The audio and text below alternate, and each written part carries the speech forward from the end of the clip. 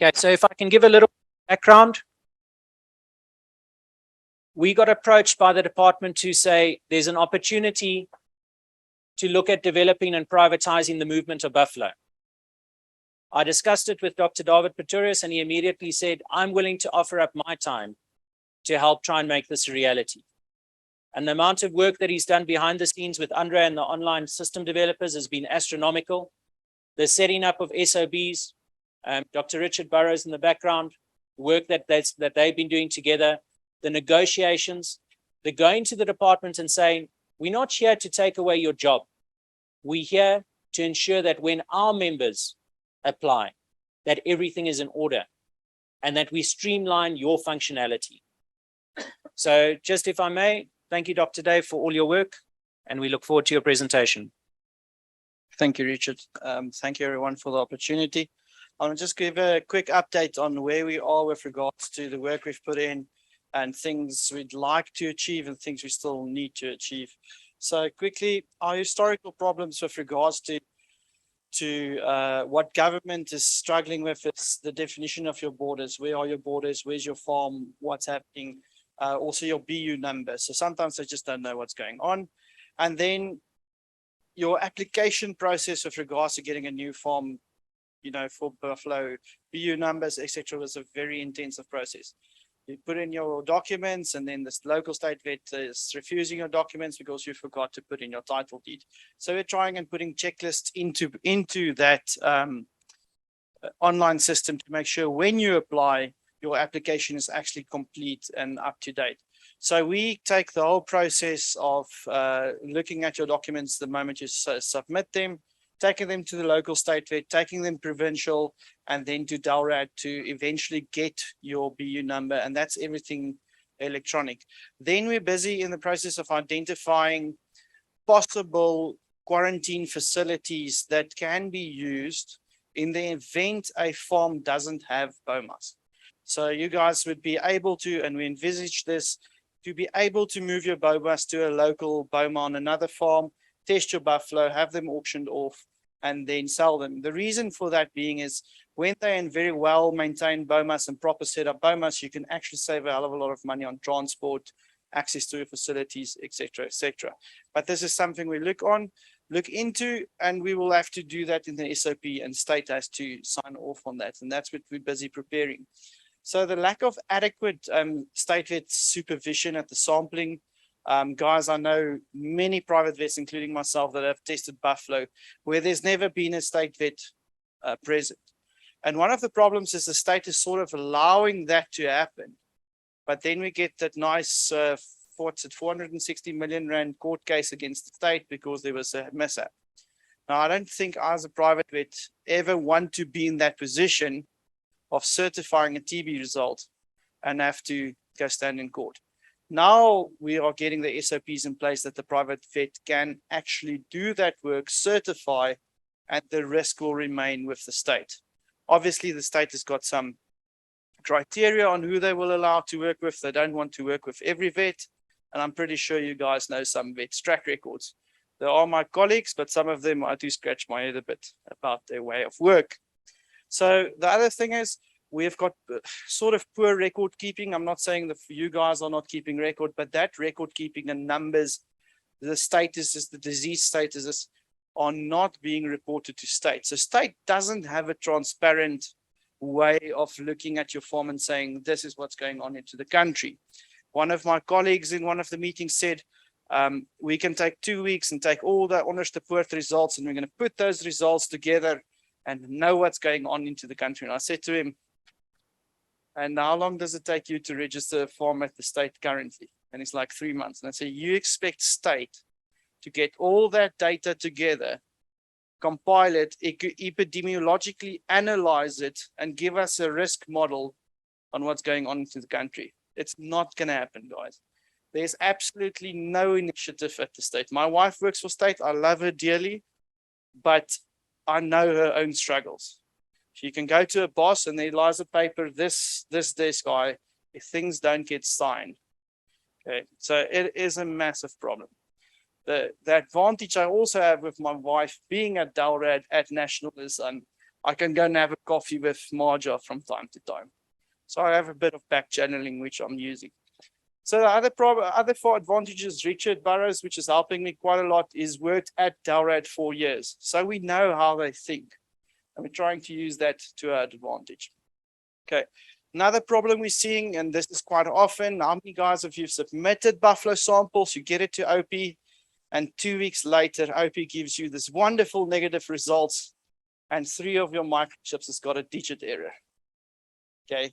And it's a nightmare because now the local state vet has to write a little letter all the way up to Onderstepoort and say, please correct. Okay, so we've already worked quite hard on submission forms, which everything's got barcodes. And I actually bought out of my own pocket a bunch of barcodes and barcode scanners. I gave it to Onderstepoort and we actually did the first trial run, everything working well.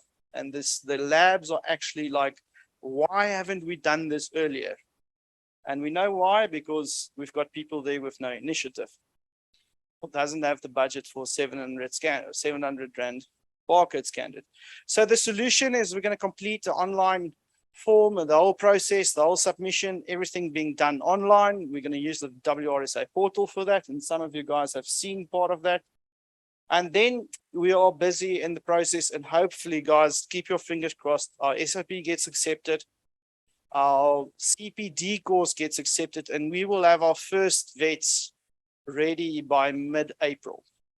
Okay, so I'm putting out a date there. Whether or not we're going to get it, make it happen, still depends on a few things. State needs to sign SOP.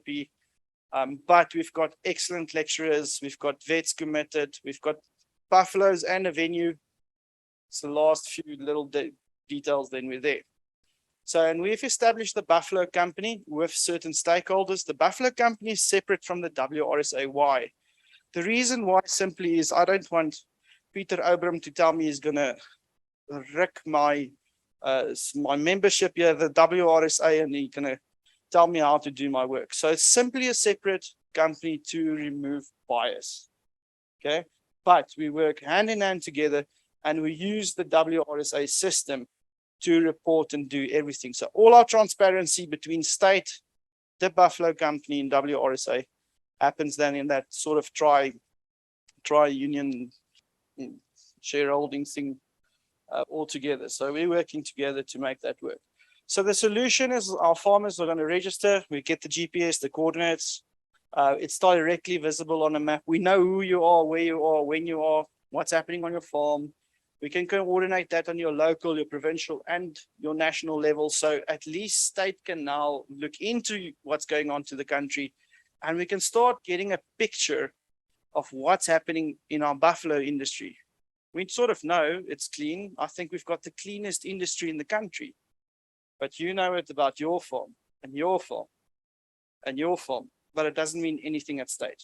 We need the collective data to go to these guys and eventually go tell them, but hey, we can change the way we do buffalo.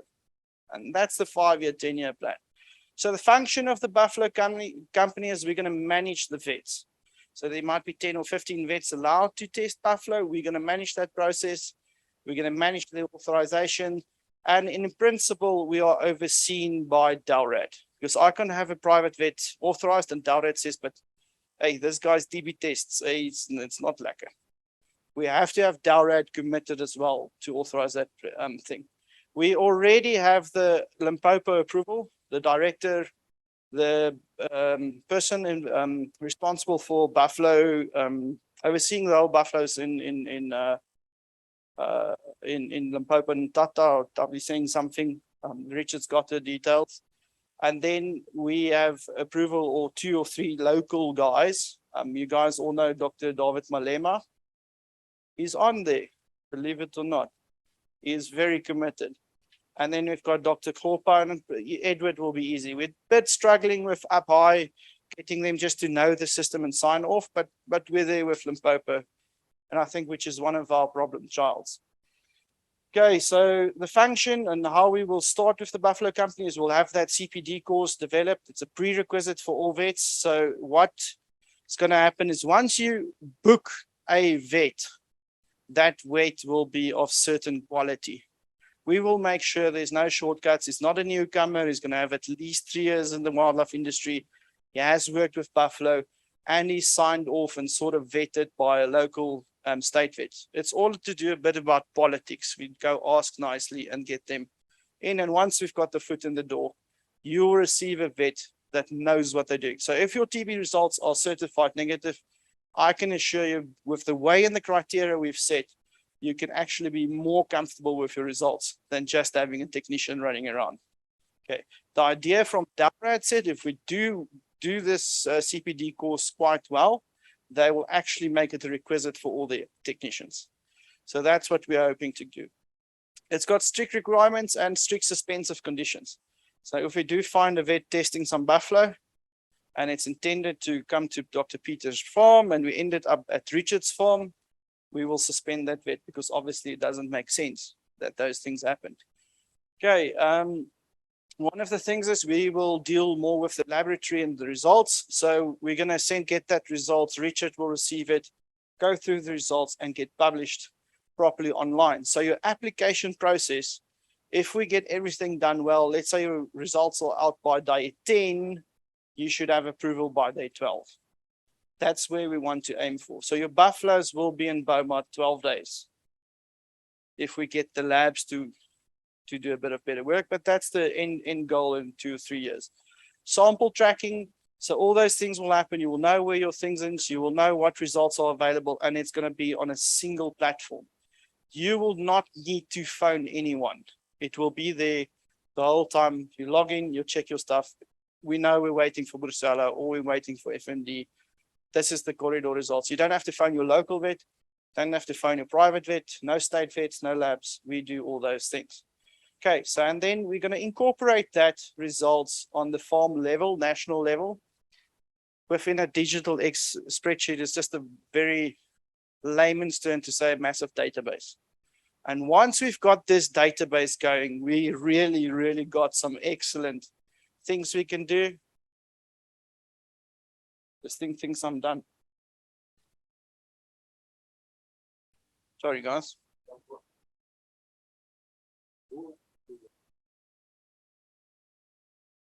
Just see it.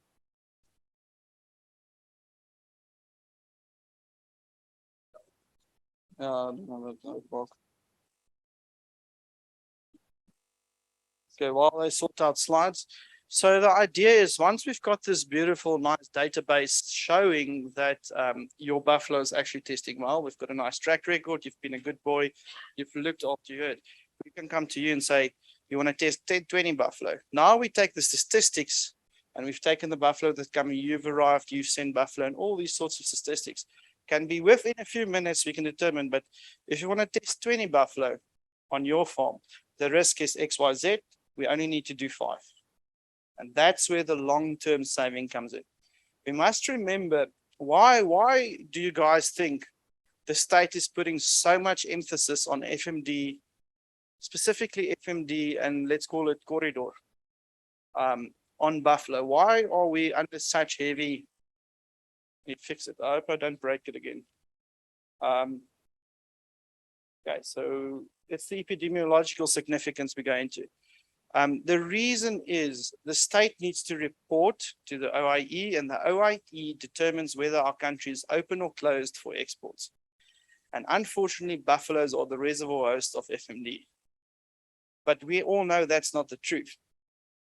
Because if you ask me honestly, where's all the research done? If I tell you now, buffalo research, what's the first thing that comes up?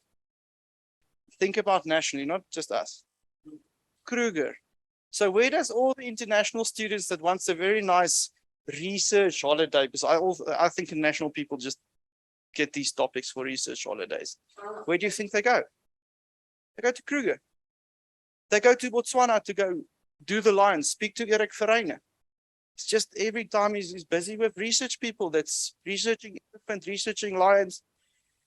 And all the data, the sicknesses, the diseases and stuff comes out of mostly the corridor area. And I think that initiative Richard spoke about, we need to start putting this in motion with the research to show our national herd outside of the corridor area does not need that regulation. But we will not have a foot to stand on without the research. We need the data, and it's going to take time. And that's what we're aiming at, is to get to that data eventually to long-term goals, reduce the time from bleeding to moving, increase efficiency, to reduce the cost of testing, because we're going to test less, hopefully, provide an up-to-date insight into the disease status in a national herd. So whenever Dr. Marja asks me, or what's going on, here it is, no bullshit. We can show it to her. And then hopefully reduce the amount of regulation we need to be exposed to with good scientific backing, because they can't argue with that. And hopefully with a big bag of chocolates and biltong, we can maybe convince them to change this with fact. Are there any questions, guys? Yes, Skeet.